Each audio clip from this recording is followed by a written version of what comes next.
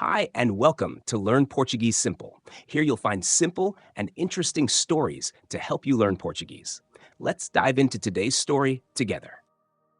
Turn on subtitles for better understanding. Choose subtitles in your language. O gato de rua.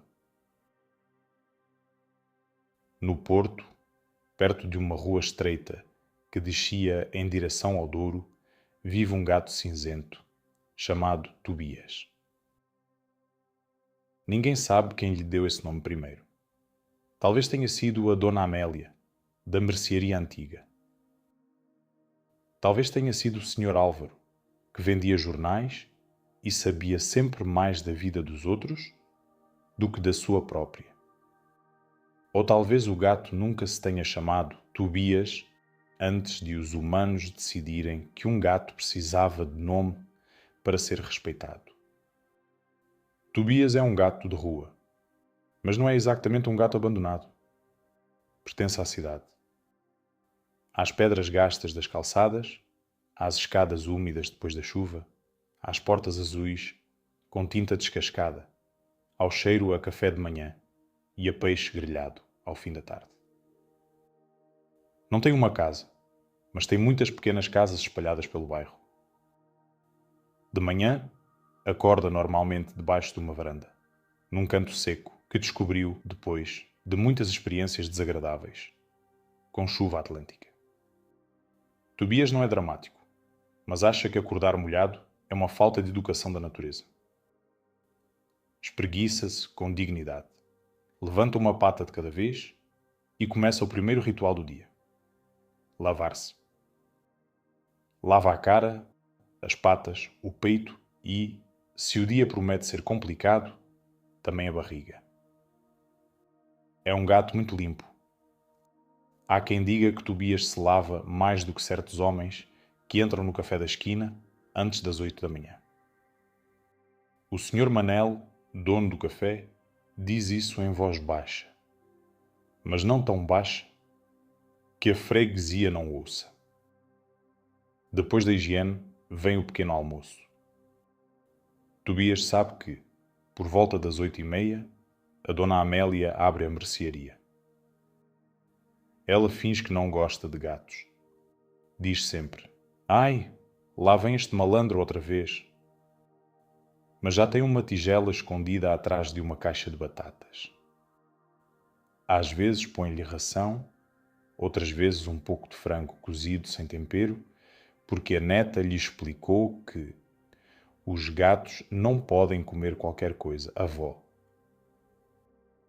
A Dona Amélia não gosta de receber ordens de ninguém, mas aceita ordens médicas quando vêm disfarçadas de amor. Tobias come devagar. Não é por falta de fome. É por princípio. Um gato que come depressa parece desesperado, e Tobias gosta de manter uma certa reputação. Quando acaba, senta-se à porta da mercearia e deixa que 2 ou 3 pessoas lhe façam festas na cabeça. Tolera carinhos atrás das orelhas. Aprecia festas no pescoço. Detesta mãos demasiado confiantes perto da barriga. A barriga é território privado, como certos assuntos de família. A meio da manhã, faz a ronda. Passa pela lavandaria, onde a Dona Rosa lhe fala como se ele fosse um cliente antigo. "Então, Sr. Tobias, hoje também veio ver se está tudo em ordem." Ele entra, cheira o ar quente da roupa acabada de secar e senta-se por uns minutos numa cadeira junto à porta. A Dona Rosa diz que a presença dele dá sorte ao negócio. O marido dela diz que dá é pelos. Tobias nunca respondeu, mas olha para ele com a calma de quem sabe que todos os casamentos têm pequenas tragédias. Nem todos os encontros são agradáveis. Há o Baltazar, um cão baixo, gordo e muito seguro de si, que vive no primeiro andar de um prédio com varandas verdes. Baltazar ladra sempre que vê Tobias. Tobias para, olha para ele e pisca os olhos lentamente. Para os humanos, aquele gesto parece ternura. Para Baltazar, é uma provocação filosófica. É como se Tobias dissesse: ladra, meu caro. Todos precisamos de sentir que temos uma profissão. Apesar disso, Tobias não odeia o cão. Considera-o apenas barulhento, inseguro e demasiado dependente da opinião dos donos. Um problema comum, também entre pessoas adultas. Com outros animais, Tobias tem relações mais delicadas. Há uma gata preta, chamada Júlia, que dorme perto de uma oficina e tem um olhar de quem já viu tudo. Júlia é elegante, independente e raramente desperdiça palavras. Os dois encontram-se ao fim da tarde, no muro junto ao jardim. Sentam-se lado a lado, sem grandes demonstrações de afecto. A amizade entre gatos não precisa de abraços. Basta partilhar silêncio sem se irritarem um com o outro. Às vezes, Júlia conta-lhe novidades do bairro. Que um restaurante novo começou a deixar restos de peixe no lixo, que há um rato atrevido perto da garagem, que uma família nova se mudou com uma criança que grita gatinho com demasiada energia.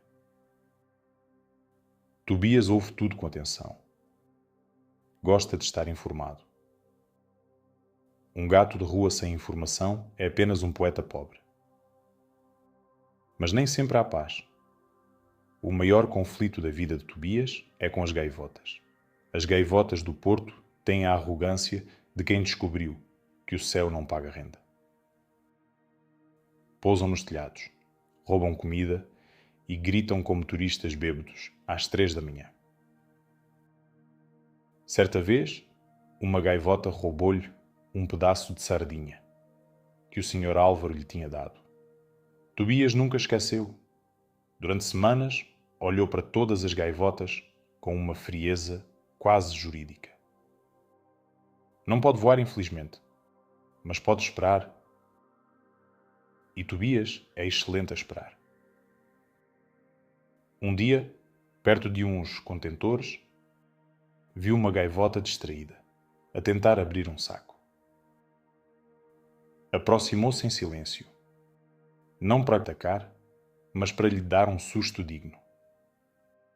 Saltou detrás de uma caixa, arqueou o dorso e soltou um miado grave. A gaivota levantou o voo num pânico pouco elegante, largando um pedaço de pão. Tobias não comeu o pão, não gostava. Mas ficou satisfeito.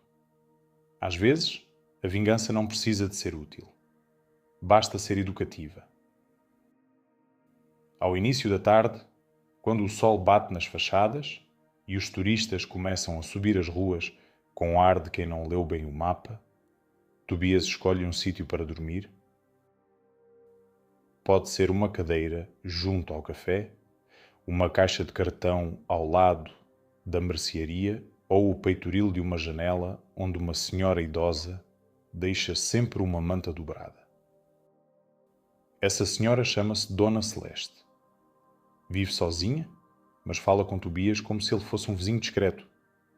Às vezes, deixa-lhe água fresca. Outras vezes, examina-lhe as patas, os olhos e as orelhas. Quando notou que ele cocheava, chamou uma associação local. Tobias foi levado ao veterinário, protestou durante toda a viagem e voltou no dia seguinte com uma dignidade ferida, mas a pata tratada. Durante 2 dias, recusou olhar para Dona Celeste. Ao terceiro, voltou a dormir na manta dela. É o seu modo de perdoar. Não exagera no sentimentalismo. Afinal, ainda tem uma imagem pública a defender. À noite, Tobias gosta de caminhar até perto da ribeira. Não vai todos os dias. Não é gato de se misturar demasiado com multidões. Mas gosta do movimento, das vozes em várias línguas, da luz refletida no rio, dos casais que se encostam um ao outro como se tivessem inventado o amor naquela semana. Senta-se num degrau e observa. Vê turistas a tirar fotografias, empregados cansados a fumar à porta dos restaurantes, estudantes a rir demasiado alto, pessoas sozinhas a olhar para a água com pensamentos pesados. Tobias não compreende todos os dramas humanos, mas reconhece a solidão. A solidão tem cheiro. Não é mau cheiro. É apenas um cheiro parado. Nessas noites, às vezes, aproxima-se de alguém sentado sozinho. Não faz festas grátis. Apenas se senta perto. Algumas pessoas sorriem. Outras dizem, olá gato. Uma vez, uma mulher começou a chorar baixinho enquanto lhe fazia festas na cabeça. Tobias ficou quieto. Não sabe resolver vidas humanas. E, sinceramente, os humanos também parecem não saber. Mas pode ficar ali, durante uns minutos. Para um gato, isso já é bastante generoso. Quando a cidade começa a acalmar, Tobias volta ao seu canto. Antes de dormir, lava-se outra vez. Primeiro as patas, depois o focinho, depois o peito. É importante terminar o dia limpo, mesmo quando se vive na rua. Sobretudo, quando se vive na rua. Tobias não tem dono.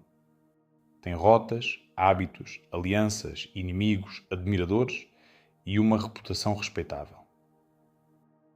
Tem pessoas que cuidam dele sem o prender. Tem liberdade, embora a liberdade venha com frio, pulgas ocasionais e discussões com gaivotas sem carácter. E, no fundo, talvez seja isso que faz dele um verdadeiro gato do Porto. Independente, desconfiado, elegante quando quer, teimoso quase sempre, mas capaz de aparecer à porta certa, à hora certa, como se toda a cidade tivesse sido construída para os seus passeios silenciosos. Obrigado por assistires. Gostaste deste vídeo? Escreve-nos nos comentários e dá um like. Isso ajuda muito o nosso canal.